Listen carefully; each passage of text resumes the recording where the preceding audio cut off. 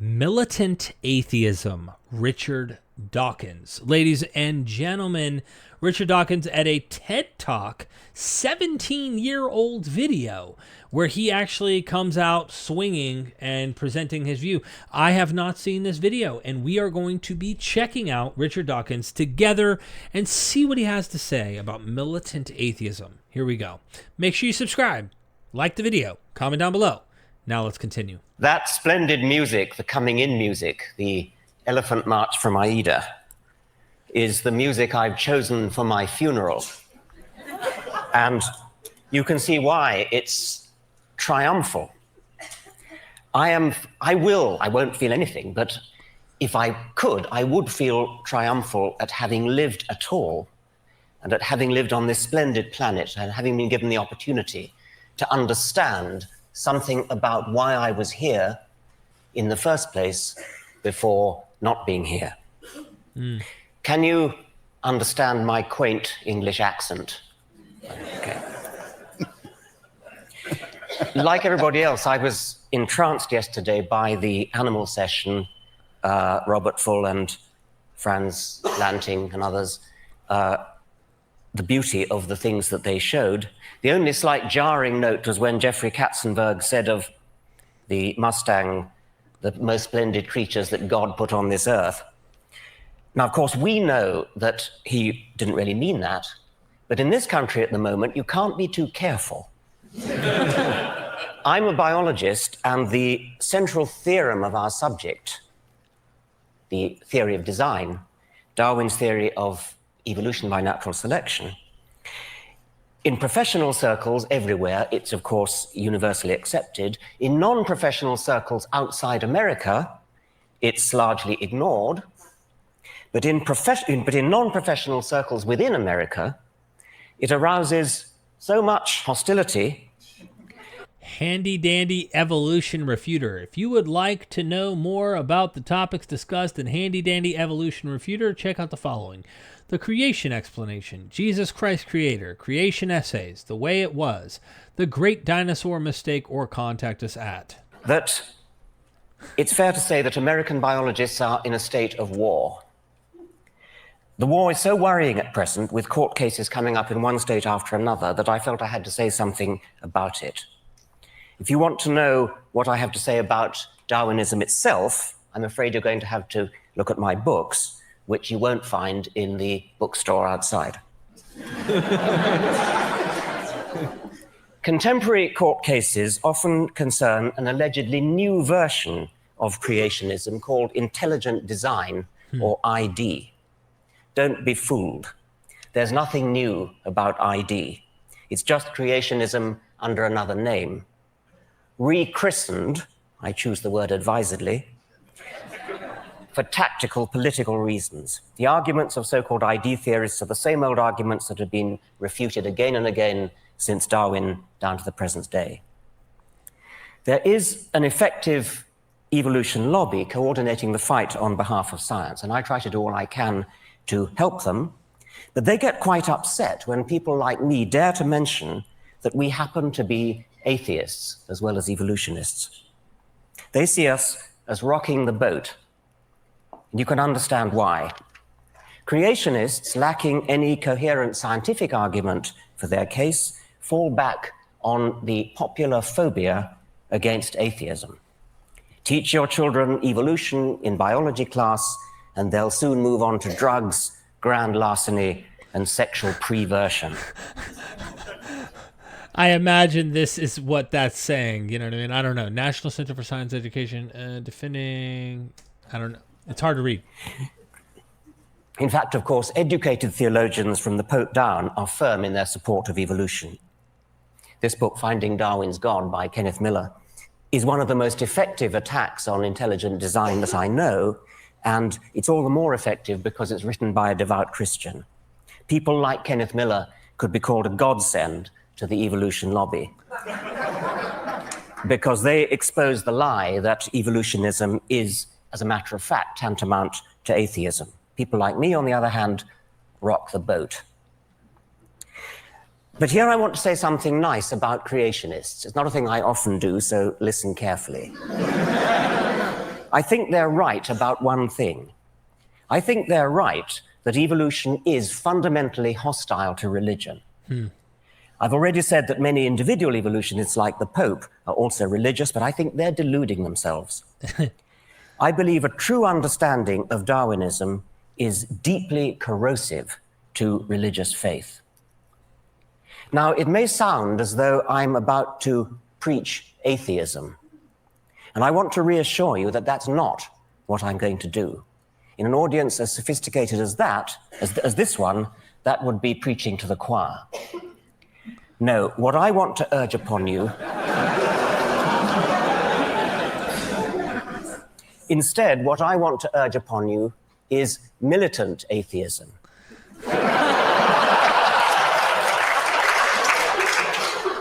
But that's putting it too negatively. If I was a person who were interested in preserving religious faith, I would be very afraid of the positive power of evolutionary science, and indeed science generally, but evolution in particular, to inspire and enthrall precisely because it is atheistic. Now, the difficult problem for anything... I think most of the people who've rejected evolution in the Christian world see that problem. Often, at least. The ones that somewhat look at this deeper, they could see the issue, because it's like, where's God needed for this?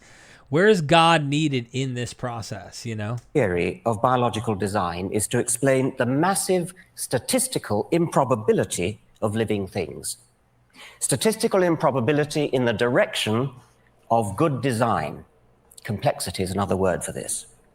The standard creationist argument, there is only one, they all reduce to this one, takes off from statistical improbability. Living creatures are too complex to have come about by chance. Therefore, they must have had a designer.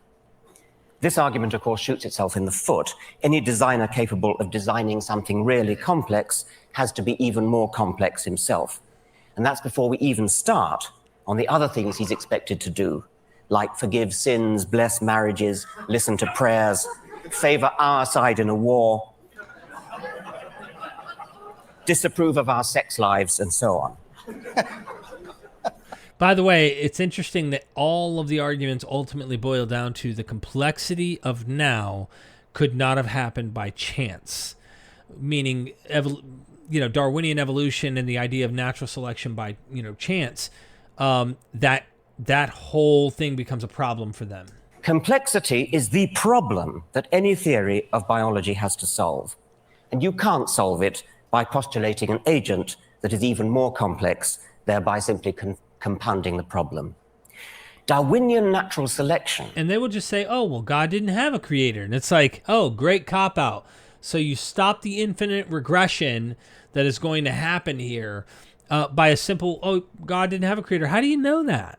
Well, the text says, a book says, the ancient world men wrote a book that says this, that they say. Is so stunningly elegant because it solves the problem of explaining complexity in terms of nothing but simplicity. Essentially, it does it by providing a smooth ramp of gradual, step-by-step increment. But here I only want to make the point that the elegance of Darwinism is corrosive to religion precisely because it is so elegant, so parsimonious, so powerful, so economically powerful. It has the sinewy economy of a beautiful suspension bridge. The God theory is not just a bad theory. It turns out to be, in principle, incapable of doing the job required of it. So returning to tactics and the evolution lobby, I want to argue that rocking the boat may be just the right thing to do. My approach to attacking creationism is unlike the evolution lobby. My approach to attacking creationism is to attack religion as a whole. And at this point, I need to acknowledge the remarkable taboo against speaking ill of religion. And I'm going to do so in the words of the late Douglas Adams, a dear friend who, if he never came to TED, certainly should have been invited. He was? He was, good. I thought he must have been. He begins this speech, which was tape recorded in Cambridge shortly before he died. He begins by explaining how science works through the testing of hypotheses that are framed to be vulnerable to disproof. And then he goes on, I quote, "Religion doesn't seem to work like that. It has certain ideas at the heart of it which we call sacred or holy. What it means is, here is an idea or a notion that you're not allowed to say anything bad about. You're just not. Why not? Because you're not." Why should it be that it's perfectly legitimate to support the Republicans or Democrats, this model of economics versus that, Macintosh instead of Windows, but to have an opinion about how the universe began, about who created the universe, no, that's holy. So we are used to not challenging religious ideas. And it's very interesting how much of a furore Richard creates when he does it. He meant me, not that one. Everybody gets absolutely frantic about it, because you're not allowed to say these things. Yet when you look at it rationally, there is no reason why those ideas shouldn't be as open to debate as any other, except that we've agreed somehow between us that they shouldn't be. I do want to make a comment too, though. I think that it's just as taboo today to share your political views and your social outlooks as it is with religious views. Like, it will get you in hot water real quick. And in fact, I think, and I don't know enough about it, but I think Richard Dawkins himself has at once championed by a lot of people in, in my community, to becoming vilified in some respects because he holds to different views about trans issues and other stuff as well. So it's a really, like, you can't even speak about those things. So it's not just religion, like, to them, that's hate crime in a way. And it's like, oh, wow.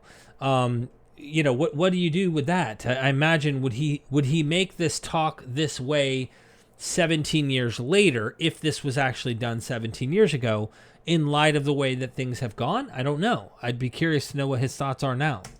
Well, that's the end of the quote from Douglas. In my view, not only is science corrosive to religion, religion is corrosive to science. It teaches people to be satisfied with trivial, supernatural non-explanations and blinds them to the wonderful real explanations that we have within our grasp. It teaches them to accept authority, revelation, and faith instead of always insisting on evidence. There's Douglas Adams' magnificent picture from his book, Last Chance to See. Now, there's a typical scientific journal, the Quarterly Review of Biology, and I'm going to put together, as guest editor, a special issue on the question, did an asteroid kill the dinosaurs? And the first paper is a standard scientific paper presenting evidence. Iridium layer at the KT boundary, potassium argon dated crater in Yucatan, indicate that an asteroid killed the dinosaurs. Perfectly ordinary scientific paper. Now, the next one. The president of the Royal Society has been vouchsafed a strong inner conviction that an asteroid killed the dinosaurs. It has been privately revealed to Professor Huxtane that an asteroid killed the dinosaurs. Professor Haldley was brought up to have total and unquestioning faith that an asteroid killed the dinosaurs. Professor Hawkins has promulgated an official dogma binding on all loyal Hawkinsians that an asteroid killed the dinosaurs. That's inconceivable, of course. But suppose...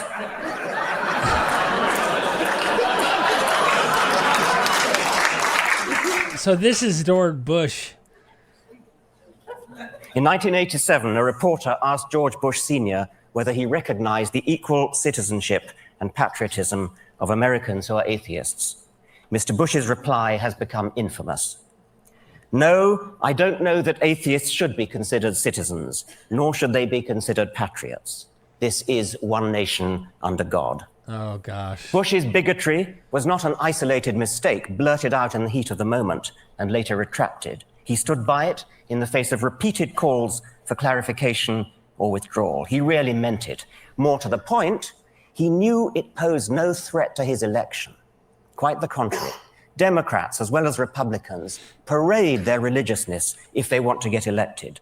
Both parties invoke one nation under God. What would Thomas Jefferson have said? In every country and in every age, the priest has been hostile to liberty. Thomas Jefferson. Incidentally, I'm not usually very proud of being British, but you can't help making the comparison.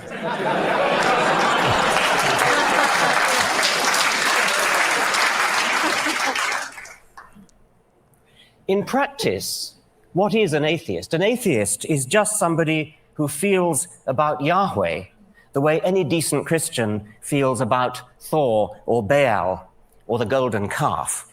As has been said before, we are all atheists about most of the gods that humanity has ever believed in. Some of us just go one god further. This is classic. I mean, this is classic. This is a very common argument.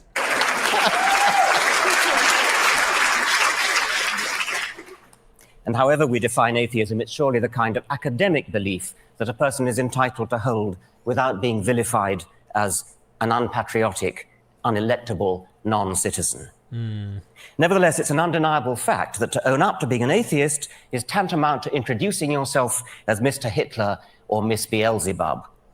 And that all stems from the perception of atheists as some kind of weird, way out minority. Natalie Angier wrote a rather sad piece in the New Yorker saying how lonely she felt as an atheist. She clearly feels in a beleaguered minority. But actually, how do American atheists stack up numerically? The latest survey makes surprisingly encouraging reading. Christianity, of course, takes a massive lion's share of the population, with nearly 160 million. But what would you think was the second largest group, convincingly outnumbering Jews, with 2.8 million, Muslims with 1.1 million, Hindus, Buddhists, and all other religions put together? The second largest group, with nearly 30 million, is the one described as non-religious or secular. You can't help wondering why vote-seeking politicians are so proverbially overawed by the power of, for example, the Jewish lobby. The state of Israel seems to owe its very existence to the American Jewish vote, while at the same time consigning the non-religious to political oblivion. This secular non-religious vote, if properly mobilized, is 9 times as numerous as the Jewish vote. Why does this far more substantial minority not make a move to exercise its political muscle? Well, so much for quantity. How about quality? Is there any correlation, positive or negative, between intelligence and tendency to be religious?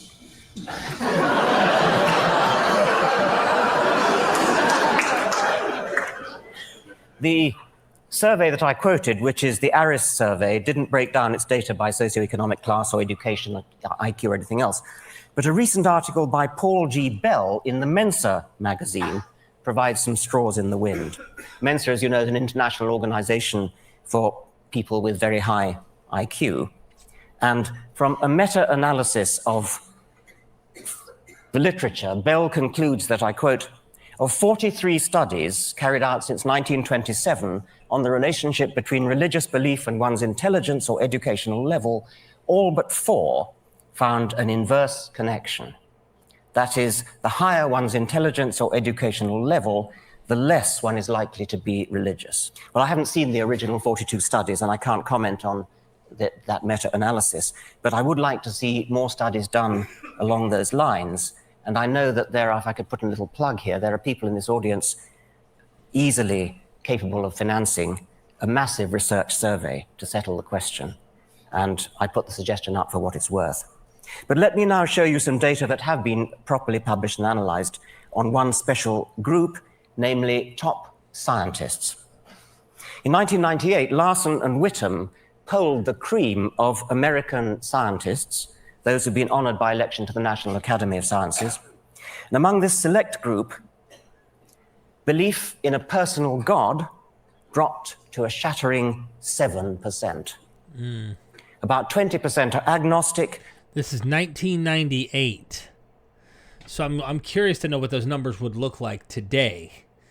Because I think this is the same thing that Neil deGrasse Tyson said, 7 or 6%. But it's like very low number. And also what I'd like to say is him getting into the sciences and the higher educated academics that are really brilliant that are atheists, you know, I feel like a lot of these are going to be the people who cure our cancers, that actually do something that are going to fix our problems. My recent panic attack sent me to the hospital, and I sat there in the scanning machine where they were checking my brain, checking my lungs, trying to find out what's going on in my blood. Like, it's going to be those science, empirically based humans that are brilliant and aren't limited because of their theism or their belief systems that are going to help us discover and fix these issues, to extend our lives, to make them longer, our health to be better. I'm much more leaning into that kind of human is going to be the one who's going to figure these things out, and not motivated through a theistic kind of, worldview. The rest could fairly be called atheists. Similar figures obtained for belief in personal immortality. Among biological scientists, the figure's even lower. 5.5% only believe in God. Physical scientists, it's 7.5%. I've not seen corresponding figures for elite scholars in other fields, such as history or philosophy, but I'd be surprised if they were different. So we've reached a truly remarkable situation, a grotesque mismatch between the American intelligentsia and the American electorate. A philosophical opinion about the nature of the universe, which is held by the vast majority of top American scientists, and probably the majority of the intelligentsia generally, is so abhorrent to the American electorate that no candidate for popular election dare affirm it in public. If I'm right, this means that high office in the greatest country in the world is barred to the very people best qualified to hold it.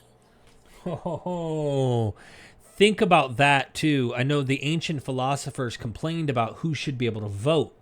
And they thought if any uneducated person gets in there and votes, this can steer the direction of things in a negative way instead of being educated and knowing what you're doing when you're in this office. They of course had their ancient political systems, but you got to think, what is the best person to be in office? What is the best person to be leading things, if not someone highly educated and definitely prepared and trained for this kind of office, rather than any uneducated or ignorant person who might be motivated through religious means to make certain actions against certain people. There's all sorts of crazy stuff, The intelligentsia, unless they're prepared to lie about their beliefs. To put it bluntly, American political opportunities are heavily loaded against those who are simultaneously intelligent and honest.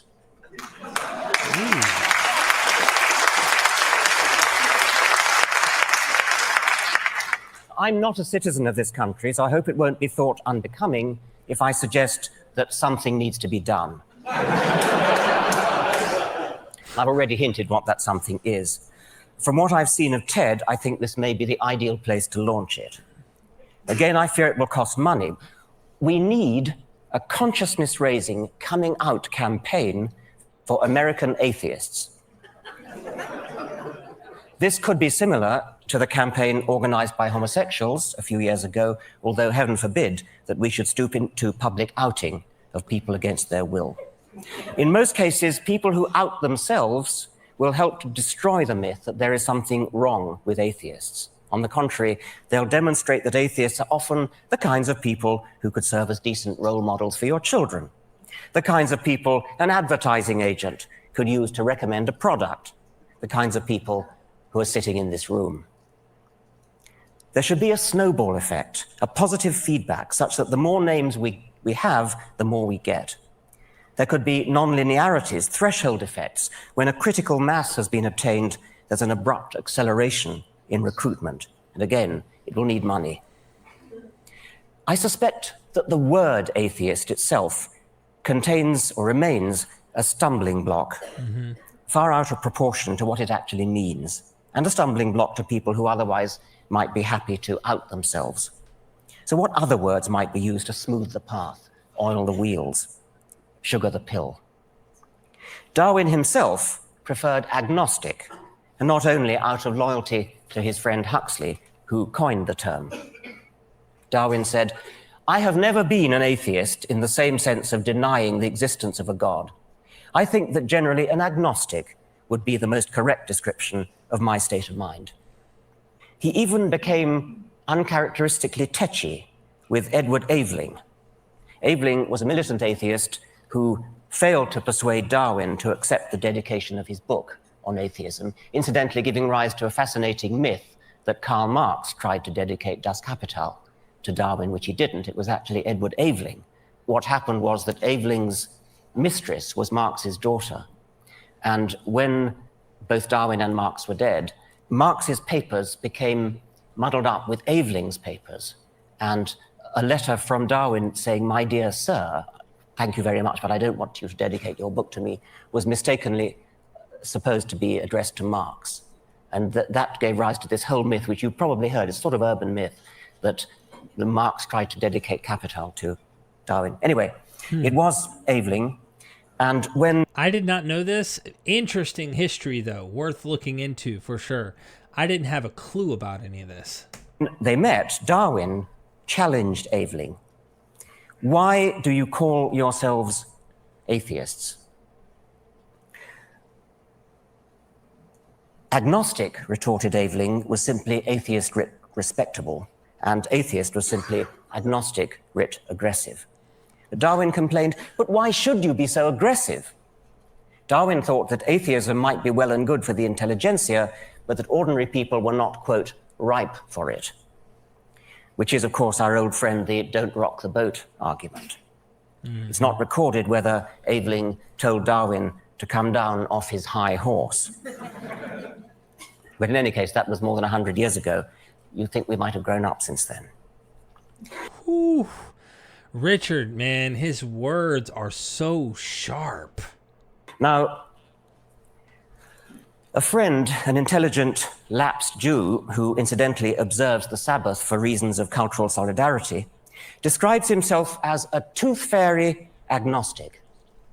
He won't call himself an atheist because it's in principle impossible to prove a negative, but agnostic on its own might suggest that God's existence was therefore on equal terms of likelihood as his non-existence.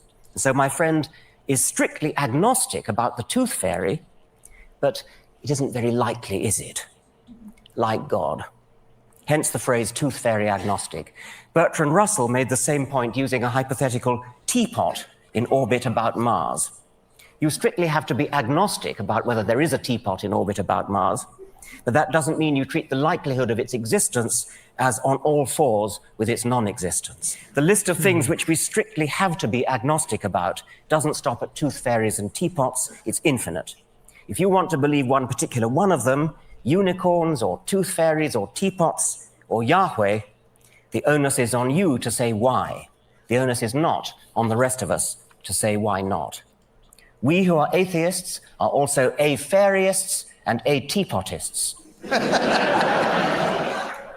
But we don't bother to say so. And this is why my friend uses tooth fairy agnostic as a label for what most people would call atheist. Nonetheless, if we want to attract deep down atheists to come out publicly, we're going to have to find something better to stick on our banner than tooth fairy or teapot agnostic. So how about humanist? This has the advantage of a worldwide network of well-organized associations and journals and things already in place. My problem with it is only its apparent anthropocentrism. One of the things we've learned from Darwin is that the human species is only one among millions of cousins, some close, some distant. And there are other possibilities like naturalist, but that also has problems of confusion because Darwin would have thought naturalist.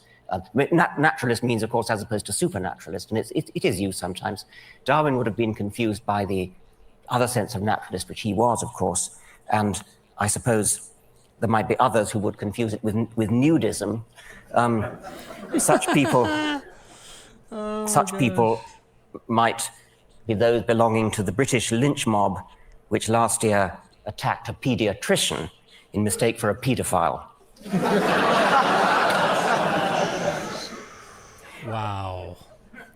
I think the best of the available alternatives for atheist is simply non-theist. It lacks the strong connotation that there's definitely no God, and it could therefore easily be embraced by teapot or tooth fairy agnostics. It's completely compatible with the God of the physicists. When atheists like Stephen Hawking and Albert Einstein use the word God, they use it, of course, as a metaphorical shorthand for that deep, mysterious part of physics which we don't yet understand. Non-theist will do for all that, yet unlike atheist, it doesn't have the same phobic, hysterical.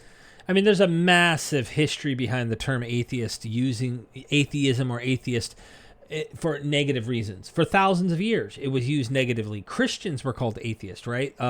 It was the whole reason Socrates looked bad is that they were calling him an atheist toward the gods. And so there's this baggage to it, and it's almost like I don't like having used the term anymore, because it's like I don't mind using it, but it's like most people who aren't atheist are going to look at you and they have this phobia, like he said. Responses. But I think actually the alternative is to grasp the nettle of the word atheism itself, precisely because it is a taboo word, carrying frissons of hysterical phobia. Critical mass may be harder to achieve with the word atheist than with the word non-theist, or some other non-confrontational word. But if we did achieve it with that dread word, atheist itself, the political impact would be even greater. Now, I said that if I were religious, I'd be very afraid of evolution. I go further. I would fear science in general if properly understood. And this is because the scientific worldview is so much more exciting, more poetic, more filled with sheer wonder than anything in the poverty-stricken arsenals of the religious imagination. As Carl Sagan, another recently dead hero, put it, how is it that hardly any major religion has looked at science and concluded this is better than we thought? The universe is much bigger than our prophets said, grander, more subtle, more elegant. Instead, they say, no, no, no, my God is a little God, and I want him to stay that way. A religion, old or new, that stressed the magnificence of the universe as revealed by modern science might be able to draw forth reserves of reverence and awe hardly tapped by the conventional faiths. Now, this is an elite audience, and I would therefore expect about 10% of you to be religious. Many of you probably subscribe to our polite cultural belief that we should respect religion. But I also suspect that a fair number of those secretly despise religion as much as I do. If you're one of them, and of course many of you may not be, but if you are one of them, I'm asking you to stop being polite, come out and say so. And if you happen to be rich, give some thought to ways in which you might make a difference. The religious lobby in this country is massively financed by foundations, say nothing of all the tax benefits, by foundations such as the Templeton Foundation and the Discovery Institute. We need an anti-Templeton to step forward. If my books sold as well as Stephen Hawking's books, instead of only as well as Richard Dawkins' books, I'd do it myself. People are always going on about how did September the 11th change you? Well, here's how it changed me. Let's all stop being so damned respectful. Thank you very much. Damn. That's militant atheism for you, ladies and gentlemen. What do you think about that speech? I think Richard is fed up with not being allowed to be critical of these things. He wants to see science more focused on, and not as just a side thing, but like a primary moving thing for our society to be looked at. There's a lot of damaging things and problematic things that come out of religion. There's also some good things. But he is trying to say, like, why are we stuck in the past? Why are we limiting ourselves to this ancient literature instead of moving forward?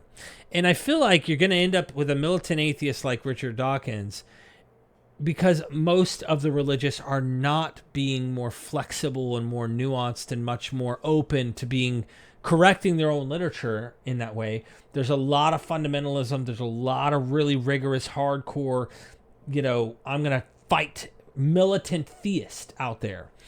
And it's almost like he's trying to counterbalance this, whether you think he went too far or not. He's trying to counterbalance the problem we have, which we have a weighty theistic world that runs things. And so I like his non-theism thing, but he says it's not confrontational. He wants it to be militant atheism. He wants atheism to rise. What do you feel about what he said? I'm really curious to get the audience's take on this, because my opinion is there is so much interesting stuff even within biblical literature, but it's shit that doesn't change, like, my physical health when I go to the hospital. It's not going to help us get ahead. It's not going to bring us closer to immortality for real. It's not going to actually help us cure diseases and help the poor. Like, it really isn't going to help us figure out food. How do we make more food so humans aren't starving on the planet? Like, all of that stuff, I think, is going to happen due to people being science-minded much more than religion. And if that were the case, you would think Catholicism would have helped in that situation with the world's hunger. Instead, we're getting back to Christopher Hitchens, but we get Mother Teresa, who, like, thrived on poor and those who were downtrodden and made them continue to live in that existence as if it was a blessing. It was a good thing that they were suffering. Like, as soon as they stopped suffering, it was a bad thing. That's terrible. So what do you think? Want to hear your thoughts? Subscribe to the channel, like this video, comment down below, share it out there, the 4 commandments. And until next time, see you then.